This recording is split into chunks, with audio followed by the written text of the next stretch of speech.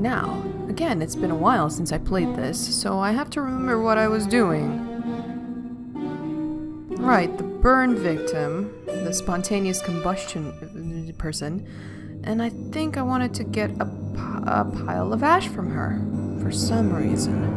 I'll remember why. It's very dramatic music. I imagine the waste bin is a little mesh, so putting ashes in it might not be the best container. So we're looking for a container. Nothing else of interest in there. Well, if you say so, Bill.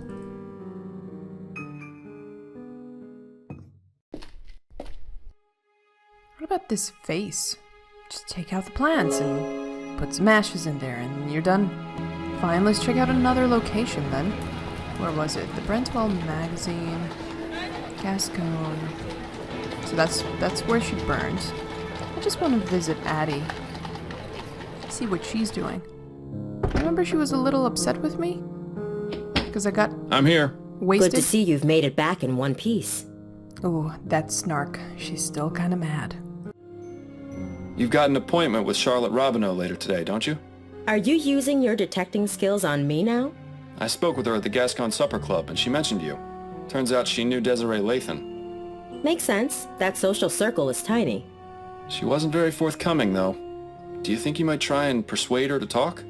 Persuasion shouldn't be necessary. She usually just sits in the chair and starts gossiping up a storm. I think I know more about all the Gascon Grand Dames than anyone should. That's good.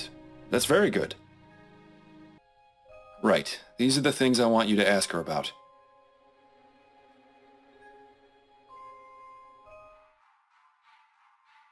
So you want me to take off about an inch, but keep enough for your curls? Yes, that's right. You know how I like it, Adelaide.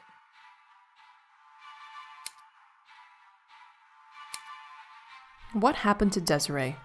I'll either go straight to the point, but I don't feel like I have enough information to give Addie to talk to the Grand Dame. I feel like I need to break the Grand Dame a little bit more before this encounter happens. So we're just going to say that I'm not quite ready yet and postpone it a little bit more. I just want to see if I can get more information out of the Grand Dame. I think there's a few more things I need to clear up before I'm ready. Okay, just let me know when you are. Will do. I'll let you get back to your book. I'm heading out for now. I wish you'd let me fix your hair before you go out like that. It'll be fine. I guess, but she's a hairdresser. Just let her do her thing. Have I been to all the locations here? Well, I guess I'll just have to see. No, this doesn't ring a bell. This is a new location. Good afternoon, sir. Welcome to the law offices of Usher and Price. May I help you? Good day to you, sir.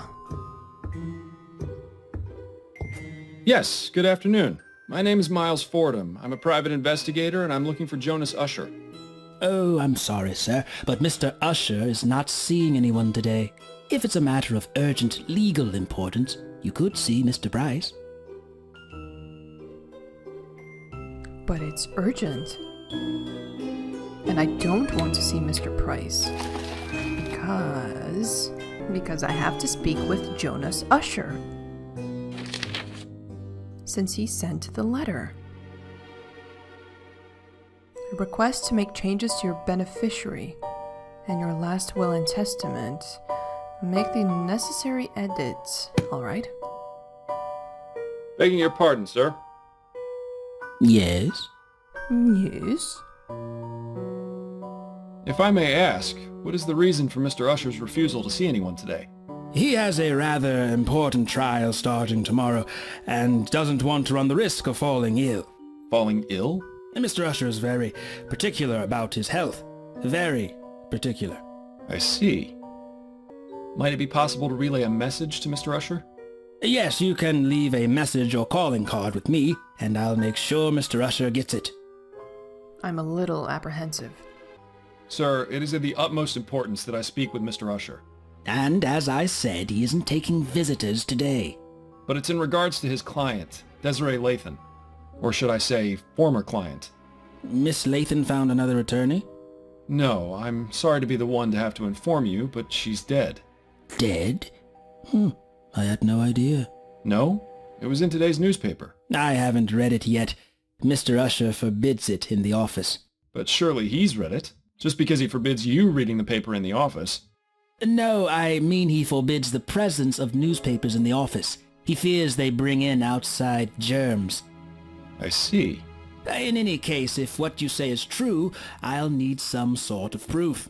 I suppose just bringing in a copy of the newspaper is out of the question then. We'll have to find another way. Okay, what if we go out of the office and I show you the newspaper just outside the door? Perhaps Mr. Usher will see me when he sees this. Oh, what's that? A letter from Mr. Usher to his client, Desiree Lathan. What? That's private correspondence. How did you get that?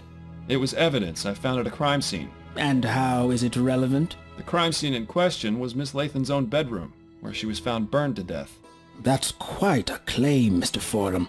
I can assure you that Mr. Usher deals primarily with facts. Right now, the only fact this letter proves to me is that you somehow rummaged through Miss Lathan's possessions and acquired it. He does have a point. We'll need something a bit more persuasive. I actually don't have anything to show. Right. Please, stop wasting my time then. I'm very busy. Perhaps Mr. No? I appreciate your time. Enjoy the rest of your day, sir. Oh, I will. So you need stronger proof. What are these? They kind of look delicious. The plaque says it's a portrait of Thomas Usher. Looks like a real go-getter. I never understood this, stance of reaching into your breast pocket. What you hiding in there? Except for breasts. Seems like they've got some kind of modern message delivery service in here. Of all the things to spend your money on. That pipe really clashes with the rest of the decor in here. Yeah, it looks terrible. Gives it a very industrial look and an otherwise boring, old-fashioned decor. It would be unwise to barge into Mr. Usher's office having been told he isn't seeing anyone today. We need to find a way to make him change his mind. What if I bring the Grand Dame's dead body in here? Will that be convincing enough? Oh wait, he's a germaphobe. He probably wouldn't want that. That painting depicts a hand dropping a bunch of blood-soaked silver coins into another hand. Definitely sets the bar for the type of people who come here, I'd say. Definitely. Was this here before? How did I miss this? Well, if no one's cleaned up, you might as well do them the favor. I would consider that appropriate, vessel for someone's ashes. The bridge to Lyon overlooking the House of Parliament. I suppose that seeing that helps the patrons of this club put on airs. I did talk to Charlotte Robineau, where she's doing a lot of day drinking. These are all high-end foo-foo liqueurs and cordials. You couldn't pay me to drink that rubbish. Yeah, but I could be paid to drink that rubbish. Miss Robineau? Oh, it's you again. Have you come to ask me more questions? Yeah. Yes, if you wouldn't mind. No. Be my guest. Peter Andrews. Is the name Peter Andrews familiar to you? Peter Andrews? Is he still around? I'd be able to tell you that if you told me who he is. He's desperate. That's who he is. A lovesick fool who is obsessed with Desi. Sent her love letters all of the time. Would you know where I can find him? Why would you want to? Because I want to question him about Miss Lathan's death. I suppose that makes some sense. All I remember Desi telling me is that he worked at the Bank of Vespuccia, a clerk or some such. Imagine. Thank you. That's very helpful. Thanks for your time. I'll let you get back to your drink. Thanks, sweetheart. You're welcome. Enjoy. I will come back for more questions so I can get Addie as prepared as possible. Okay, so we can go to the bank. I kind of want to grab the ashes. I'm afraid I need to have another look inside Miss Lathan's room, Officer Kane. All right, but please be quick about it. Gotcha, bro.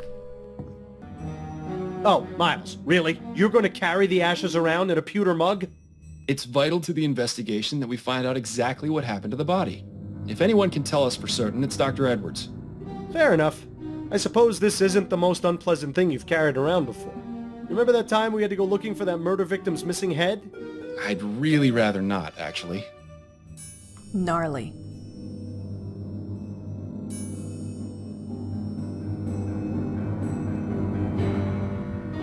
Someone should, clean up this murder scene. I mean, it must be starting to smell quite terrible in here.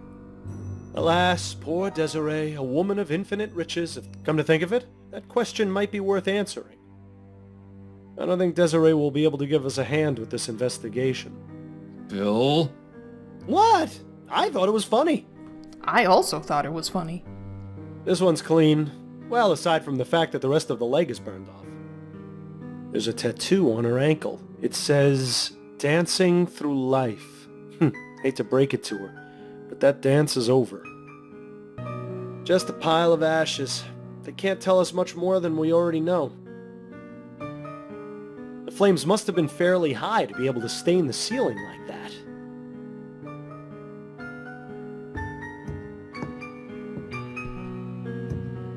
That's a nice portrait of Miss Lathan. Too bad it was damaged by the fire. The area where the artist's signature should be has been singed and is unreadable. Too bad.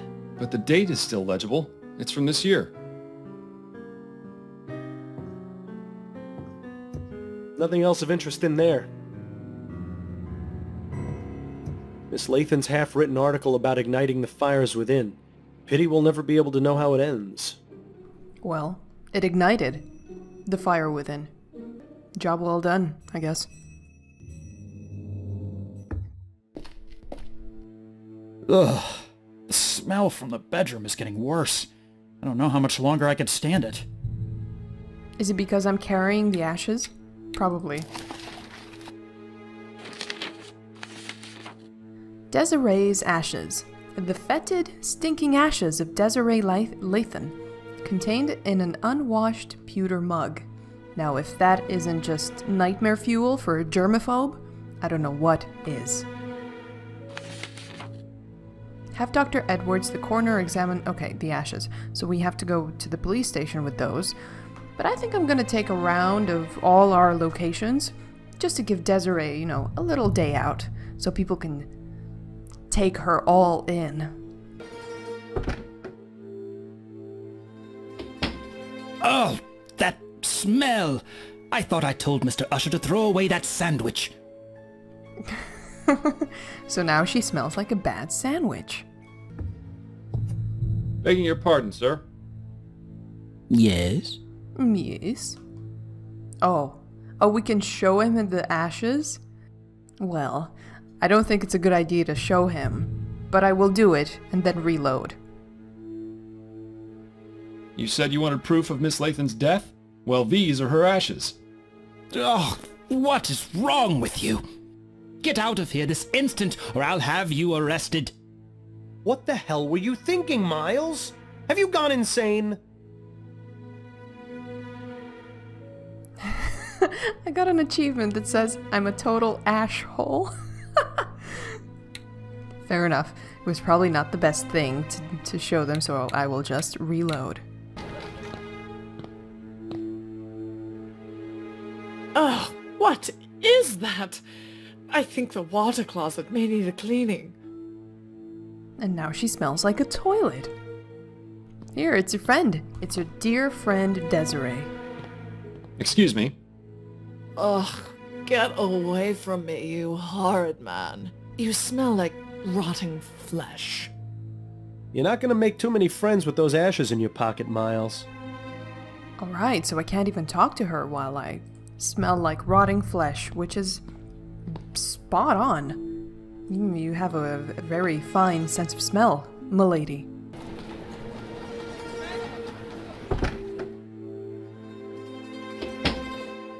Ah, hello there. Are you here to drop off an article? No, actually, I'm a private investigator. The name's Miles Fordham. How exciting. You must have so many interesting stories. You could say that, yes.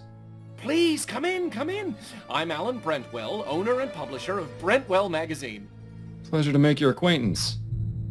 Goodness, what a stench. When did you last wash? Oh, that? No, I've just got these ashes of a burned woman in my coat. I see. I'm sure you've got your reasons for doing so. If you'd ever like to write an article about the experience, I'll be glad to take a look at it. Will do. Noted. Confessions of a Steam Addict by Ezra Bartley. I think I'm better off not knowing. I agree. Useful for getting to those hard-to-reach places. In my case, that's everywhere. Dude, this library is like twice the size of a human. This is a very tall room. For Whom the Bell Almost Tolled by Suki Snobs. Fascinating stuff. Empty. Too bad. How did you know? Can you go through things, Bill? For the publisher of a sensationalist rag, Brentwell is awfully well read. Assuming he actually has read all those books, of course. Doubtful. Brentwell has a front row seat to all the horrible things he might want to write about in his magazine. What was Brentwood's deal? Offices of Brentwell Magazine. Right, Desiree was writing for this magazine. We're all familiar with the idea of an inner fire. A term usually applied to our sense of passion or determination. But what if that inner fire was of a more physical nature? That is to say, if each of us had the capability to light a real fire within our bodies. It's probably not a good idea, as she found out. I can only begin to imagine how many lurid and salacious articles are kept in those cabinets. I have some questions for you, Mr. Brentwell. Wonderful! It's so seldom I get to answer questions. You're a little enthusiastic. Tell me about yourself. What made you decide to start this business? I always wanted to be a journalist. I never had much luck with any of the local papers, though. So I decided to start my own. I admit it's not exactly what I wanted, but I like to think Brentwell Magazine has found its own unique voice. Voice? More like a gurgling scream. What a beautiful visual, Bill. Tell me about Brentwell Magazine. We're a monthly publication focusing on both fiction and non-fiction pieces. Ah, yes, you're publishing that serial, aren't you? The Dissembling Mechanism? You're a subscriber! Tell me, what did you think of the conclusion? Quite astonishing, wasn't it? I haven't had a chance to read it yet, I'm afraid. Ah, then I won't say any more about it. My dream was to have a magazine that was well-respected and educational. But sadly, it seems today's audiences are much more interested in reading about sightings of giant bat creatures or mysterious buried treasures. Such a pity.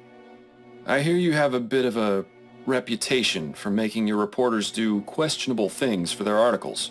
You are mistaken, Mr. Fordham. I don't force my writers to do anything. They seem to have this notion that the more extreme their research, the more authentic the articles will be. What sort of extremes are we talking about here? We had one writer who attempted to heighten the sensation of fear she wanted to express in her story. Damn near decapitated herself by sticking her head through an opening at the clock tower at St. Denis Cathedral. Ugh. Thankfully, she made it out alive. It would have been quite the predicament if she hadn't. Especially considering that was our most popular article last year. Oh, people have such odd taste. Wow, talk about dedication to your trade. And you don't force them to do it? I mean, that's pretty extreme. Where do you find such loyal, crazy people?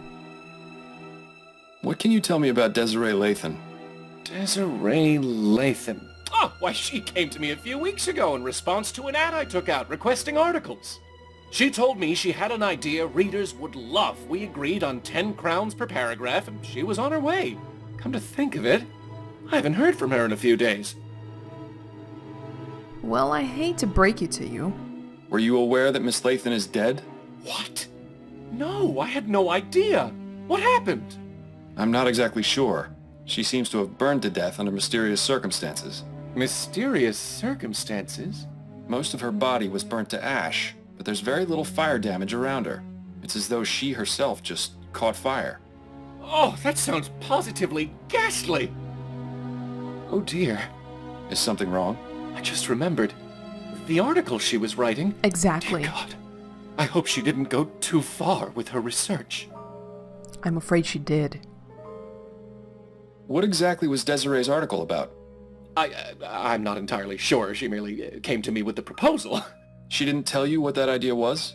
She did, but I wasn't sure what to make of it. Please, Mr. Brentwell, stop stalling and tell me what she was writing about. It was about spontaneous human combustion. We knew that. We read the half-written article, so we know. We're aware.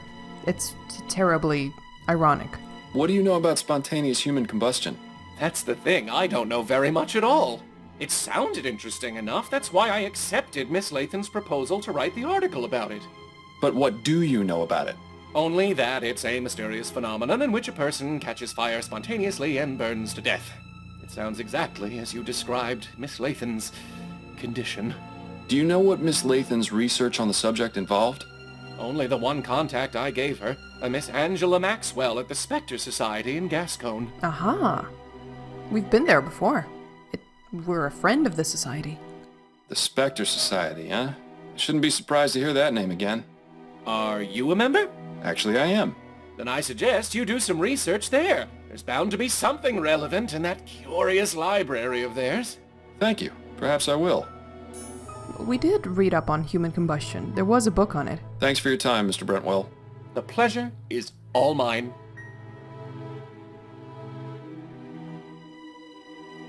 Cheers, mate. Now, we have more locations. We can go back to the society, or we have that bank thing to check with Mr. Andrews. Yeah. Let's go to the bank. Dear Lord, what is that smell? Mr. Fordham. Who are you? Ah, Mr. Dupre. Good to see you again. Is all well with you? Absolutely. Everything is wonderful. Because of you, this city has finally seen Laura Dupre for the monster she is. I cannot thank you enough. I suppose you're welcome? Now then, is there anything I can help you with? Yes, I'm looking for Peter Andrews. I was told he worked here. That's right. His desk is just over there. Thank you, Mr. Dupre. Lovely seeing you. Oh yeah, you do owe me. What an absurd contraption. Imagine needing all those extra bits and bobs just to tell the time. What are you talking about, Bill? Would you prefer a sundial? We haven't got anything else to ask him about right now. I tried using one of these automatic money dispensers once, but I nearly got my arm stuck inside. They still got a long way to go. Oh, it's an old-timey ATM. That's so cute. Yeah, impressive bit of hardware. It would take a criminal mastermind to rob this bank. Why do I get the feeling that you just jinxed it, Bill? And someone is going to rob this bank. Mr. Andrews. Yes? Miles Fordham, private investigator. May I ask you a few questions? Yes, I suppose that would be fine. Have a seat. I'd rather stand, if it's all the same to you. Now then.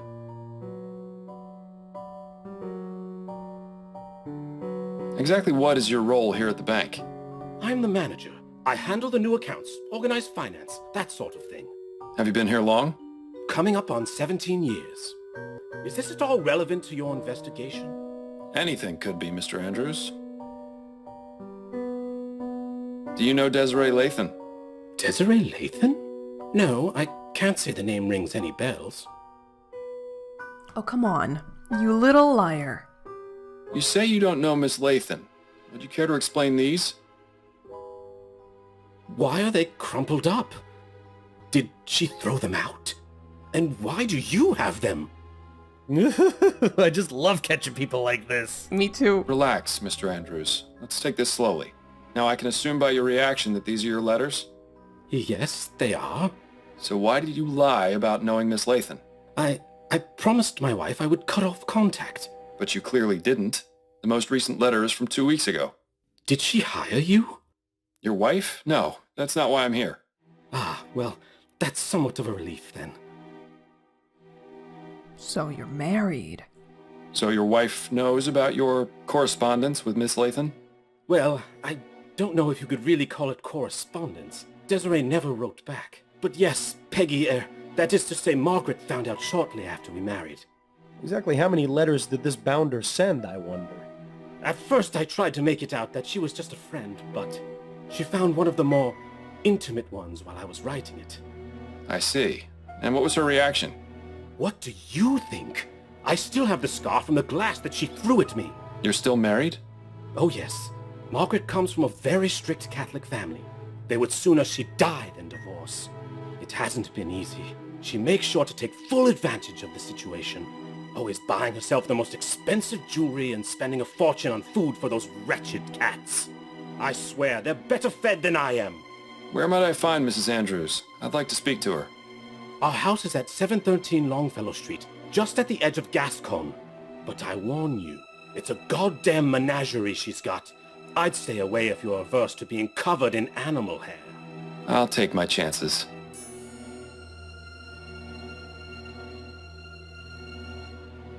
We are getting so many locations. Were you aware of Miss Lathan's death? What? Desiree is dead? No. She was found burned to death in her bed. You're lying. You have to be. I'm afraid I'm not, Mr. Andrews. Oh, Desiree. Do you have any idea who might have wanted to kill her? No, she was a marvelous woman. Well, I'm sorry to have to be the bearer of bad news, but at least you won't have to worry about writing any more letters. That isn't funny, Mr. Fordham. Yes, it was. Don't listen to him. Thanks for your time, Mr. Andrews. Well, he should know. I don't regret my decision to tell him. Nothing else to ask him about right now. Cheers. Now we have to go talk to his wife for some reason. We haven't got anything else to ask him about right now. Who's the gentleman in the portrait? Looks very dapper.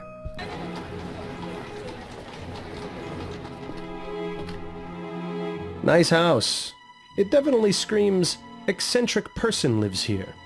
Speaking of which, that must be Mrs. Andrews over there with those rodents. What are you talking about? What is so eccentric about the house?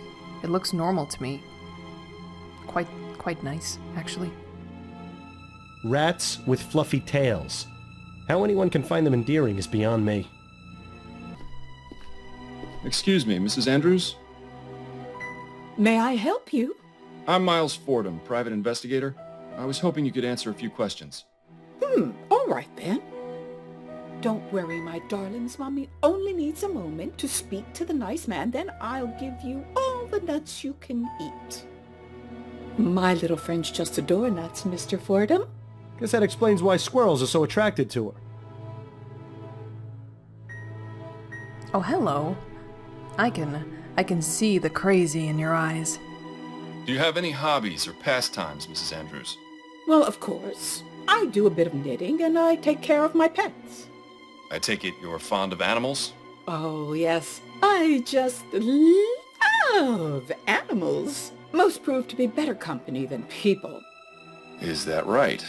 Well, consider this, Mr. Fordham. Animals can't betray you or lie. Uh-oh, I don't like where this is going. My furry little companions would never hurt me, unlike several humans I could name. Who are these companions, exactly? Why, my darling little kitties and squirrel friends, of course. I see. Cats and squirrels. Oh, boy. Your squirrel friends are quite tame. Oh, aren't they just the sweetest? And so smart, too.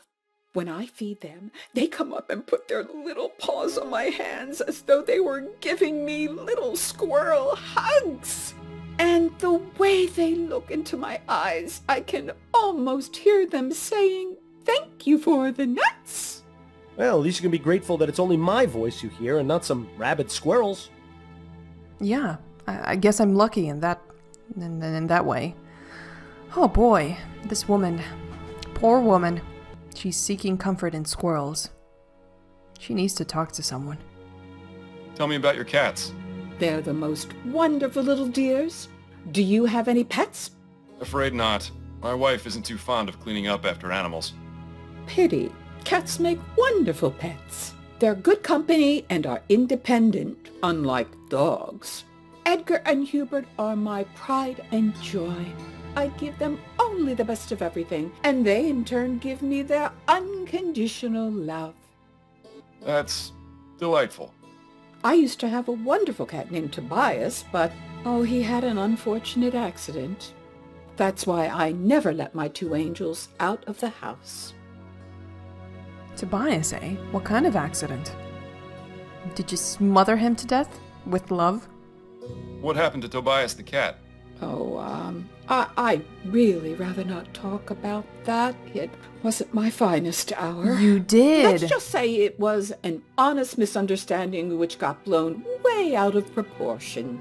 Well, now I just have to know what happened. Yeah. I hate it when people tease gossip and don't deliver. I mean, what happened? You did something bad. Oh, you don't want to tell us. Oh, you evil little... Did you know Desiree Lathan? Not personally. I never met her, but I knew exactly who she was. And who was that? A miserable drunk. Always going out and getting liquored up at her so-called socialite balls. They try to make them seem so fancy and high class, but it's really just a bunch of bitter old hags getting together to gossip about each other. With that kind of lifestyle, it was only a matter of time before it caught up with her. Well, she didn't really die of alcoholism or other natural causes of the time. Do you happen to know anything about the circumstances surrounding the death of Miss Lathan? I read in the paper that she was burned to death. In her bed, wasn't it? That's right. Do you have any idea how that may have happened? Well, I already told you she was a drunk. Maybe she came home plastered and decided to smoke in bed. I'm rather surprised she was sleeping alone. That woman got around, if you know what I mean. She certainly seems to know a lot about Desiree for someone who claims to have never met her. Thank you for the chat. It was very enlightening. Oh, my pleasure, Mr. Fordham. Now, if you'll excuse me, I need to get back to tending to my little darlings. You do that. I'm trying to grasp why we needed to talk to her about her cats and pets and Tobias. Why she doesn't want to tell us about Tobias? Because I really want to know. Although it's pretty plausible that she maybe had a few more drinks and decided to smoke in bed, and that shit can happen. Although it does look like it kind of came from the inside, the flames. Welcome back, Mr. Fordham. Oh my. I sense the foul stench of the tomb. It must mean a spirit is trying to make contact. Well, not exactly. It's just There's me. quite a few members in this group. Any new members? There's quite a few members in this group. There's quite a few members in this group.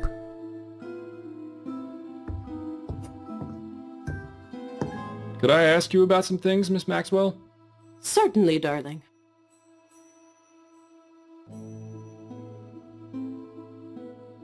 Are you familiar with a woman named Desiree Lathan? Yes, she came to see me just last week. She told me she was doing research for an article she was writing for Brentwell magazine. What sort of research? She asked me a few questions and looked at my books. That was all. She wasn't here for very long. And what was she researching? Something about spontaneous human combustion, I believe. What can you tell me about spontaneous human combustion? I'm not overly familiar with the subject, but I do have a book about it on the shelf back there. You are welcome to look at it if it will help. I may, but I'd like to know what your understanding of it is. Well, I believe it is when the human body inexplicably catches fire and burns. It usually occurs among elderly women who drink to excess, and very little fire damage is caused around the body. That's really all I know, darling. It's not a very agreeable subject for study now, is it? Well, it just so happens that Desiree kind of looked like what you were just describing. Did you know that Desiree Lathan is dead? What? My God, no! I didn't. What happened to her?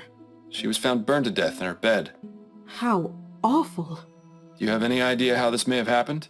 There are a number of possibilities, but if she was in the middle of researching spontaneous human combustion, and then to have this happen, it can't be a coincidence. Are you suggesting she herself was a victim of spontaneous combustion? One need only compare the circumstances of her death with the facts, darling. She can't be serious, can she? I think she is. Thank you for the information. It was very enlightening. It was my pleasure, darling. Well, I guess we'll just check your book on the subject. Again. This all sounds strangely familiar, but spontaneous human combustion can't be real, can it? Then again, sometimes the simplest explanation is the correct one.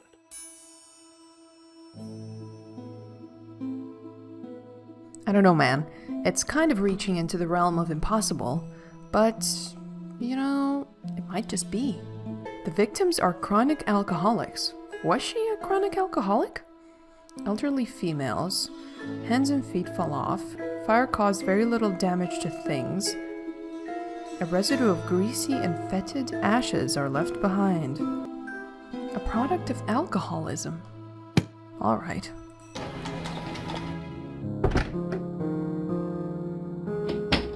Honey, I'm home. You know, I've always wanted to say that.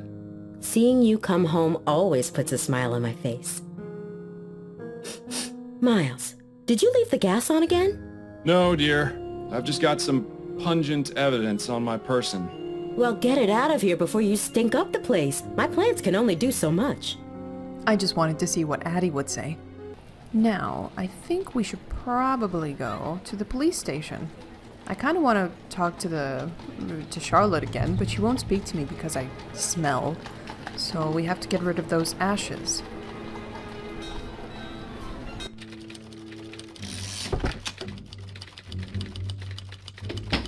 Dear Lord, what is that smell? Did you step in something out there, Fordham?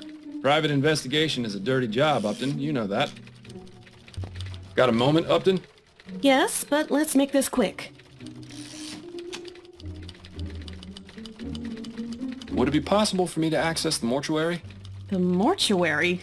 What for? I'd like to consult with Dr. Edwards. All right, but be careful. Make sure you don't let Snelling see you back there. That's it for now. Better get back to it then. So I can just go? Cool.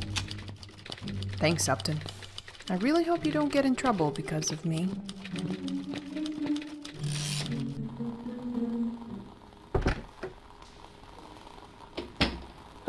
Dr. Edwards' lab was always a fascinating place to learn about death. A bit less so now that I'm quite the expert. Oh, did I miss cleaning up some bit of that last corpse? Oh, Fordham, what brings you down here? Hello, Edwards. I was wondering if I could pick your brain.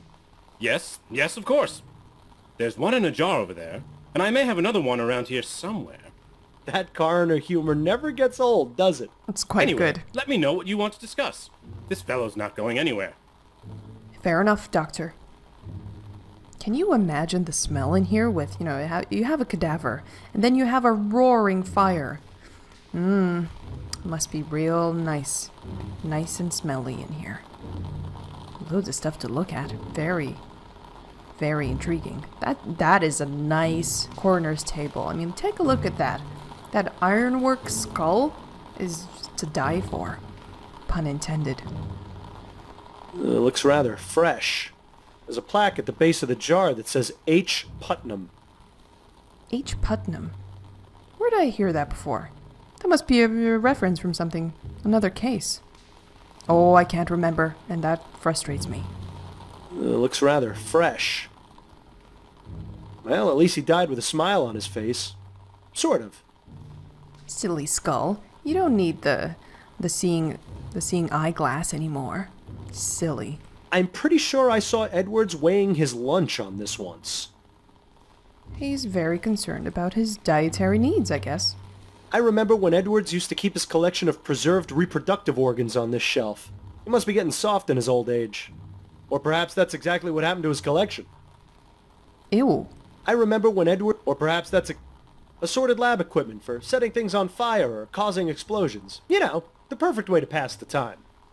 I know, it sounds amazing. A fine example of well-developed deltoids, latissimus dorsi, and gluteus maximi. The brain is truly a fascinating organ. If only more people used it. If only more people tasted it. It's actually quite good. It's creamy. You guys should try it. Unless you're picky. I wonder if Edwards ever got around to fixing this typewriter. The letter E being out of alignment always made his reports a nightmare to read. You've seen one dissected torso, you've seen them all. It sure is a lot of rubbish crammed inside our upper bodies, isn't there? Yep, it's very busy inside our bodies. It's important to keep your hands clean when dealing with dead bodies. After all, you never know where they've been. Until after the post-mortem exam, anyway. This provides the room with just the right amount of heat. Unlike the incinerators in the crematorium. Talk about overkill. Literally, I guess? I feel sorry for the poor slob who has to clean that out. Well, it's Dr. Andrews, most likely. Seems to be empty for now. That's most definitely a good thing. Why? He's doing his job. I'd say being hooked up to that machine was the worst experience of my life, except I was already dead at the time. Imagine a giant mosquito sucking out all your blood and then replacing it with formaldehyde. Not very pleasant. What? So you felt it? Edwards keeps assorted bottles and specimens in there. Nothing too remarkable that I can see.